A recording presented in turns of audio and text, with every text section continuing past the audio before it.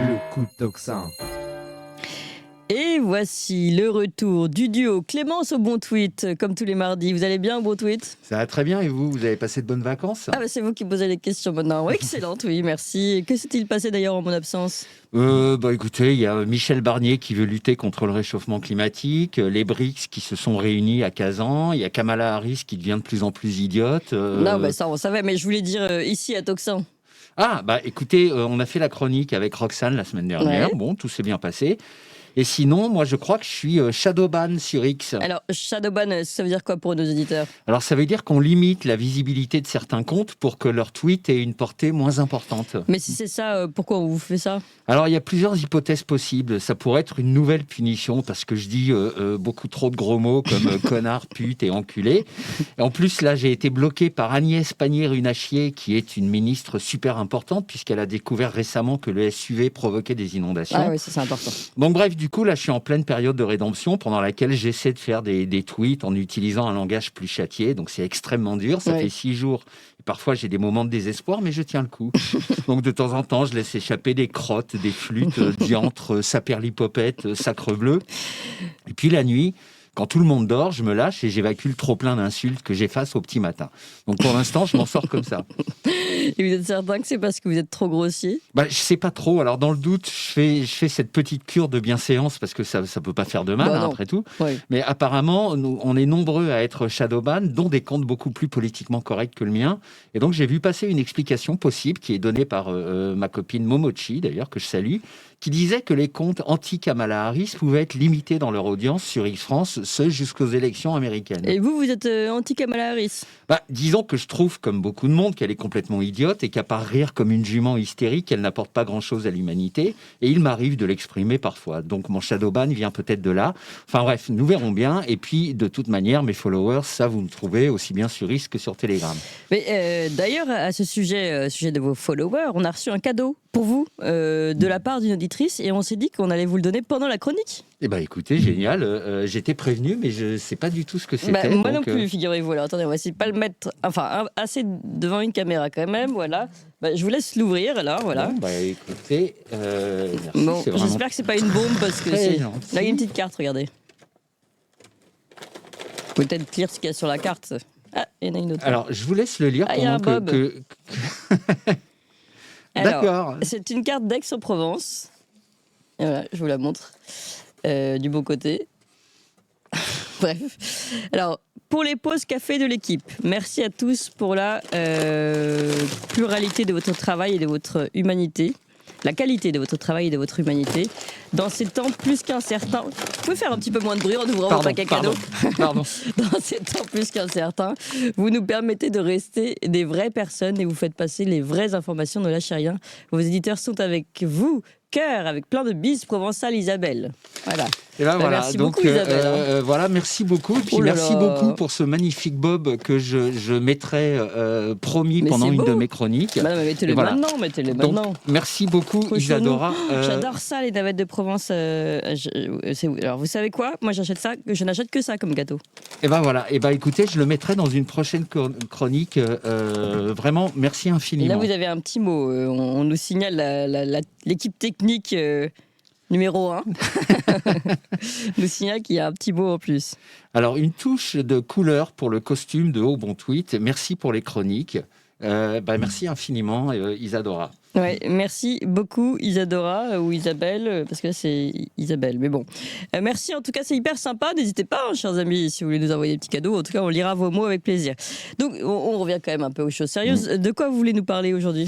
Alors, si vous le voulez bien, à la demande générale, on peut refaire une nouvelle émission de C'est pas sorcier avec vous dans le rôle de Fred et moi dans le rôle de Jamy. Ah oui, avec plaisir, on s'était bien amusé la dernière fois, puis je vais essayer d'être meilleur dans mon rôle parce qu'on m'a fait remarquer que je disais Jamy et c'est Jamy, donc j'ai essayé d'incarner mieux le personnage. Bon, génial. Du coup, on va essayer de le faire de manière plus pro que la dernière fois. Donc, avec le générique comme dans la vraie émission, vous savez, avec la musique et le camion. Ah bon, parce que vous avez acheté un camion spécial pour l'occasion? Alors, j'ai voulu, mais figurez-vous que j'ai pas trouvé. Alors, à la grande récré, il n'y a pas de camion blanc. Donc, voilà. J'ai même fait un vide-grenier dans le 15e. C'est vrai? En me disant que dans toutes les merdes qu'on y fourgue, j'allais bien trouver ça. Rien. Donc du coup, on va faire ça avec une photo. En plus, ça vous coûtera moins cher en note de frais. Ça, c'est très gentil à vous. Bon, allez, le générique. Salut, Jamy. Bon voilà, alors bon, on n'est pas sur TF1 non plus, donc on fait ça un petit peu à l'arrache. Mais voilà, d'ailleurs, j'en profite pour faire un appel aux dons.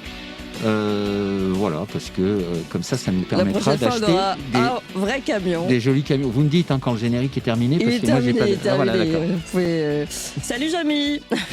Salut Fred. Alors, que voudrais-tu savoir aujourd'hui ?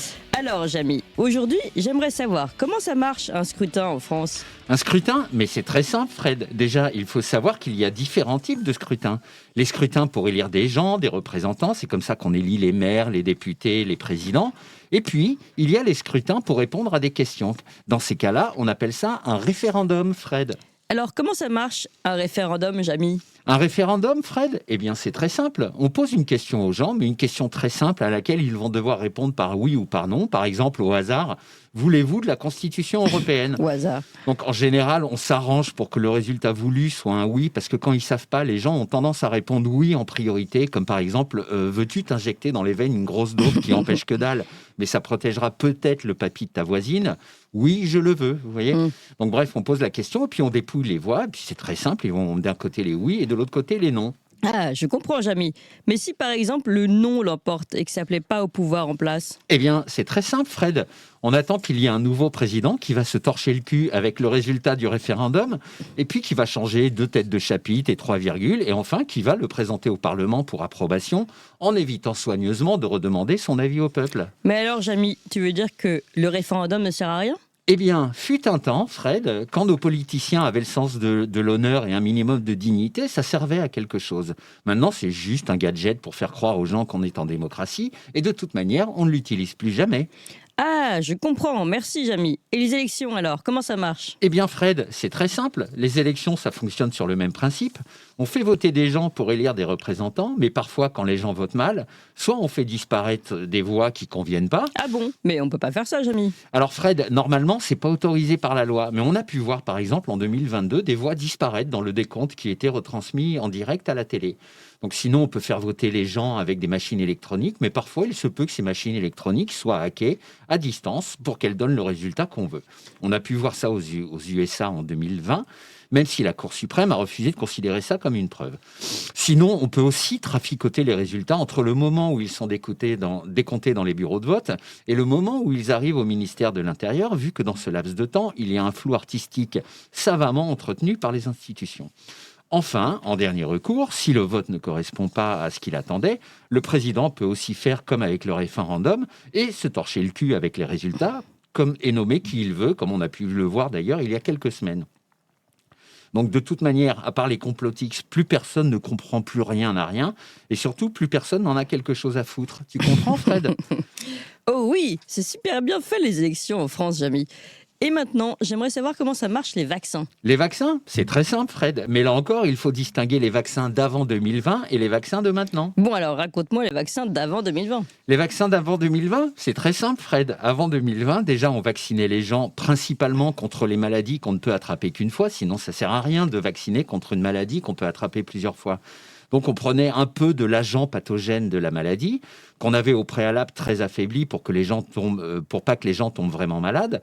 Puis, on l'injectait dans la personne. Puis, l'organisme de cette personne reconnaissait l'agent pathogène et développait des anticorps pour le combattre. Voilà, comme il était affaibli, c'était facile. Du coup, la personne devenait immunisée contre l'agent pathogène. Comme ça, la prochaine fois qu'il essaierait d'entrer dans le corps, il trouverait porte close. Ah oui, c'est très intéressant ça. Et maintenant, ça marche comment alors ? Alors maintenant, on a fait un truc hyper compliqué, un peu à l'image de la bureaucratie française, qui au lieu de résoudre des problèmes, en crée plein d'autres. Comme ça, les problèmes d'avant sont noyés et on n'y pense plus. C'est absolument génial comme méthode. Donc là, Fred, c'est un truc qui envoie des messages au corps, d'où son nom, ARN messager. Mais apparemment, le corps, il ne comprend pas hyper bien parce que ça n'empêche pas d'attraper la maladie ni de le transmettre. Mais alors, Jamy, à quoi ça sert ? Eh bien, Fred, c'est là que les avis divergent. Pour les complotistes et les médecins suspendus, ça sert à rien à part attraper plein de merde. Pour les politiques, les journalistes et les médecins de plateau, ça sert à protéger les autres. On ne sait pas exactement comment, mais on est prié d'y croire. Et ça sert à empêcher un truc tout nouveau qui n'existait pas avant, les formes graves d'une maladie, Fred. Ah bon? Mais alors, si ça n'empêche pas vraiment d'attraper une maladie, c'est pas vraiment un vaccin, Jamy? Tout à fait, Fred. Selon les explications d'Olivier Véran, l'ancien ministre de la Santé, je dirais que c'est une espèce d'atténuateur. Et selon les explications des médecins complotistes, je dirais que c'est une gigantesque merde. Merci beaucoup, Jamy. Et maintenant, j'aimerais savoir comment ça marche la nourriture bio? La nourriture bio, Fred? Eh bien, c'est très simple. Avant, il y a 30 ou 40 ans, on mangeait des produits plutôt sains qui venaient principalement de nos agriculteurs, sauf vraiment quand il s'agissait de produits exotiques. On ne pratiquait pas de manière démesurée de l'agriculture extensive, ni de méga élevage en batterie. Et puis, avec l'Europe et la mondialisation, on est passé à l'ère de la production agroalimentaire de masse, avec des utilisations très importantes de pesticides, de plantes modifiées génétiquement et d'animaux élevés dans des mini-cages. Et ça a changé quoi? Ça a enlevé la grande majorité des qualités nutritionnelles de la nourriture. Par conséquent, si on veut continuer à manger des choses bonnes pour notre organisme, on a créé le label bio. Mais ça veut dire que le bio actuel, c'est le normal d'avant. Tout à fait, Fred, tu as tout compris. Soit tu manges la nourriture normale d'aujourd'hui qui est très mauvaise pour ton corps et qui finit par te rendre malade, soit tu manges la nourriture bio qui est la nourriture normale d'avant, mais tu la payes 2 fois plus cher que la nourriture normale de maintenant et surtout de la nourriture normale d'avant. Mais alors, ça veut dire que c'est une grosse arnaque, ça? Je ne dirais pas ça, Fred. Je dirais plutôt que c'est une énorme enculade. Comme d'ailleurs à peu près tout ce qu'on nous fait subir actuellement, vu que je te rappelle que nous sommes en plein dans le programme de Klaus Schwab du Forum économique mondial, dont le mantra principal est « Vous ne posséderez plus rien et vous serez heureux ». Ah, c'est très clair maintenant. Merci, Jamy. Je peux te poser encore des questions? Bien sûr, Fred, mais comme ma chronique touche à sa fin, tu as le droit à 2 questions supplémentaires. Très bien. Alors, dis-moi, Jamy, comment ça marche les monnaies numériques des banques centrales? C'est très simple, Fred. Les monnaies numériques des banques centrales, c'est une monnaie virtuelle destinée à remplacer l'argent physique. Donc bientôt, au lieu de payer avec des pièces et des billets, tu paieras avec cette nouvelle monnaie. Mais c'est très pratique ça, Jamy, non? Et puis, ça évitera de se faire voler son argent. Alors, c'est effectivement l'argument marketing pour nous faire accepter cette idée. Donc, effectivement, on n'aura plus à se déplacer avec notre porte-monnaie. Ça pourra se faire avec ton téléphone, voire même avec une puce dans ta peau, ou même avec l'iris de tes yeux.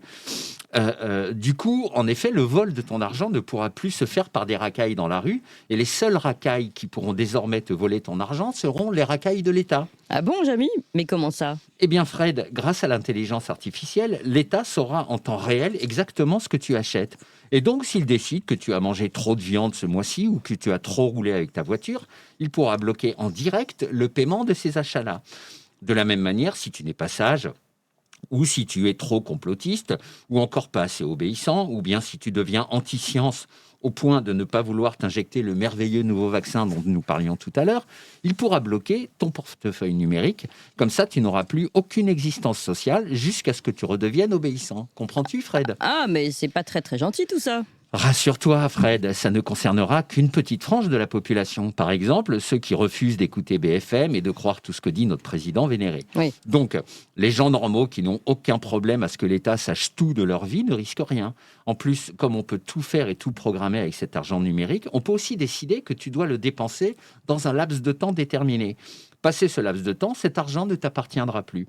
Grâce à cet ingénieux système, il n'y aura plus cette horrible épargne qui ralentit la vie économique du pays et que Macron cherche désespérément à refourguer au fonds de pension américain, vu que c'est la dernière richesse qui reste en France. Comme ça, les gens consommeront très rapidement tout l'argent qu'ils gagneront et nous serons tous un joyeux petit troupeau de consommateurs qui n'auront plus aucun autre but dans la vie. N'est-ce pas merveilleux, Fred? Oh oui, Jamy. Je commence à comprendre le principe de « vous ne posséderez plus rien et vous serez heureux ». Je peux encore te poser une dernière question? Bien sûr, vas-y, Fred. Dis-moi, Jamy, comment on fait pour aller sur la Lune? Aller sur la Lune, c'est très simple, Fred. On ferme les yeux, on y croit très fort et hop, on est sur la Lune. Non, mais je veux dire, comment on fait pour y aller vraiment? Comme on a vu sur les images qu'ils nous ont montrées à la télé. Ah, tu parles de ça, Fred? Eh bien là aussi, c'est très simple, Fred. Tu fais appel à un réalisateur très talentueux qui a, si possible, réalisé un très beau film sur le sujet juste 1 an avant, et tu lui fais tourner des images dans un endroit interdit au public, comme par exemple une zone secrète dans le Nevada, ou ailleurs si tu veux d'ailleurs, et qui font croire aux gens que c'est vraiment la Lune. Pour ajouter un peu de crédibilité, tu montres le président en train de téléphoner à la cool aux astronautes avec un téléphone qui a une prise murale, ce qui laisse supposer d'ailleurs que France Télécom a au préalable fait toutes les installations nécessaires sur la Lune. Et hop, c'est dans la boîte comme on dit à Hollywood. Alors en revanche, moi si je devais le faire, je prendrais un meilleur chef-op que la dernière fois pour éviter qu'il y ait des grosses incohérences, tu sais, au niveau des ombres projetées qui pourraient faire croire qu'il y a 12 soleils qui éclairent la Lune. Mais sinon, en gros, c'est comme ça que ça se passe. Merci infiniment, Jamy, pour toutes ces explications. Je crois qu'on peut lancer le générique de fin. Alors attends, Fred, je reprends l'image du camion. Allez, merci au beau tweet pour cette nouvelle émission de C'est pas sorcier. Moi, ça m'amuse beaucoup. En tout cas, si le public le décide, on pourrait même en refaire quelques-unes de temps en temps afin d'expliquer de manière très simple toute la complexité de notre époque. Avec un immense plaisir, Clémence. Et en attendant, je vous dis à la semaine prochaine. À la semaine prochaine au beau tweet.